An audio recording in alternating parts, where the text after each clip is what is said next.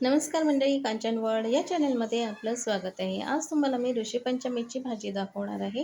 गणपतीच्या दुसऱ्या दिवशी ऋषीपंचमीचा उपवास असतो. तो अर्धा दिवस केला जातो. पण त्यासाठी ज्या भाज्या करायच्या असतात त्या अशा प्रकारे भाज्या घ्यायच्या आणि त्याची भाजी करायची. तर हे 21 प्रकारच्या भाज्या आहेत तुम्हाला मिळतील. त्या भाज्या घ्यायच्या आहेत. गवार आहे, भेंडी आहे, परत भोपळा आहे, सुरण आहे, अशा वेगवेगळ्या. आणि पालेभाज्यांमध्ये तुम्हाला माठभाजी, आंबाडीची भाजी, केवळा किंवा कोणताही प्रकार भेटेल तो घ्यायचा आहे. हे माठाचे देठ आहेत. हिरव्या मिरच्या 7-8 कापून घेतलेल्या आहेत. मके उकडून घेतलेले आहेत. मके नाही घेतले तरी चालतील, ऑप्शनल आहे. आणखी त्यासोबतच घेतलेला आहे करांदे घेतलेले आहेत उकडून. हे सर्व भाज्या एकत्र घ्यायच्या आहेत. आता आपण एक मोठा पातेला घेतलेला आहे आणि त्यामध्ये सर्व बारीक चिरलेल्या भाज्या ज्या आहेत त्या घ्यायच्या आहेत. यामध्ये घोसाळी, शिराळी, दुधी, त्यानंतर गवार आहे, शेवगा, शेवगाचा पालासुद्धा येतो. शेवगाची शेंग घेतली तरी चालते. त्याचबरोबर ज्या वेलभाजी आहेत त्या सर्व प्रकारचे इथे घेतलेले आहेत. बीन्स आहेत, सर्व प्रकारचे बीन्स आहेत. तर ह्या भाज्या ज्या आहेत त्या पातेल्यामध्ये उतरून घेतलेल्या आहेत, म्हणजे घातलेल्या आहेत आणि त्या आता झाकण देऊन शिजवायच्या आहेत. त्याच्यामध्ये काही आपल्याला आधी तेल वगैरे घालायचं नाही आहे. ह्याच भाज्या थोड्याशा 5 मिनिटं शिजवून घ्यायच्या आहेत. आता आपण 4-5 मिनिटांनी बघूया. तर बघा, वाफ आलेली आहे भाज्यांमध्ये. आता आपण ह्या भाज्या जरा हलवून घेऊया. तर तुम्हाला इथे दिसत असतील किती प्रकारच्या भाज्या आहेत त्या. सुरण आहे, भोपळा आहे, त्यानंतर भेंडी आहे. आता इथे कापलेल्या मिरच्या आहेत त्या घालायच्या आहेत आणि त्यानंतर पालेभाजी. ह्याच्यामध्ये मुख्यतः माठ आहे आणि आंबाडीचा पाला आहे, केवळाचा पाला आहे. आणि तुम्हाला जर काही इतर भाज्या भेटल्या तर कवळ्या भाज्या घ्यायच्या आहेत, कवळा पाला घ्यायचा आहे. आणि हे सर्व आता आपण झाकून ठेवूया. 3 ते 4 मिनिटं झाकून आता बघा, 3 ते 4 मिनिटं झालेली आहेत आणि छान अशी वाफ आलेली आहे. भाज्या थोड्याशा शिजलेल्या आहेत. थोडंसं वरखाली भाज्या करून घ्यायच्या आहेत.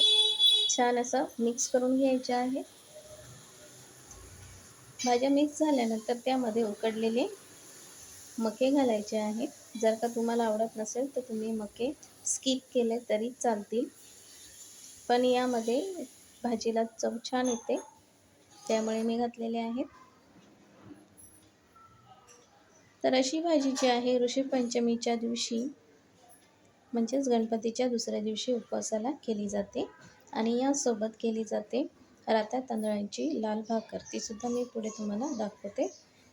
तर आता हे घालून झाल्यानंतर आपण चवीनुसार मीठ घालायचं आहे. जर का तुम्हाला खडा मीठ मिळाला तर तो घाला किंवा आपलं साधं मीठ जे आहे ते घातलं तरी चालते. मीठ घातल्यानंतर यामध्ये आपण थोडंसं तेल घालायचं आहे. हे शेंगदाण्याचं तेल घेतलेलं आहे.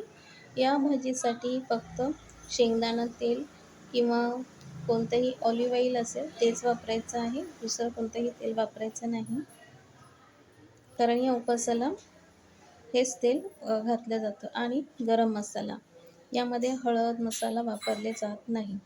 1 चमचा फक्त गरम मसाला घातलेला आहे आणि ही भाजी आता मिक्स करून घेऊया. दुसरं, या भाजीमध्ये कोणत्याही प्रकारचे मसाले घातले जात नाही. साधी आणि सोपी भाजी आहे आणि चवीला खूप छान लागते. आता हे माठाची देठं जी आहेत ती बॉईल करून म्हणजे उकडून घेतलेली आहे, म्हणजे सॉफ्ट होतात लवकर. आणि हे 5 मिनिटासाठी भाजी शिजवून द्यायची आहे. अतिशय पौष्टिक आणि चविष्ट भाजी तयार होते. जवळजवळ आता भाजी तयार होत आलेली आहे. एकदा सगळं मिक्स करून घ्यायचं आहे. बघा, भाजी छान अशी नरम झालेली आहे, सॉफ्ट झालेली आहे. भाजीला जास्त वेळ लागत नाही. 20 ते 25 मिनिटामध्ये भाजी तयार होते. परत एकदा 3-4 मिनिटाची वाफ देऊन भाजी इथे बघा तयार झालेली आहे. अशी तुम्ही ही भाजी करून बघा. इथे लाल तांदळाची भाकर म्हणजे लाल तांदूळ असतात त्याची भाकरी बनवतात या उपवासाला म्हणजे सोडण्यासाठी. तर ही लाल तांदळाची भाकर आणि त्यासोबत भाजी असा देवाला नैवेद्य दाखवून हा उपवास सोडला जातो.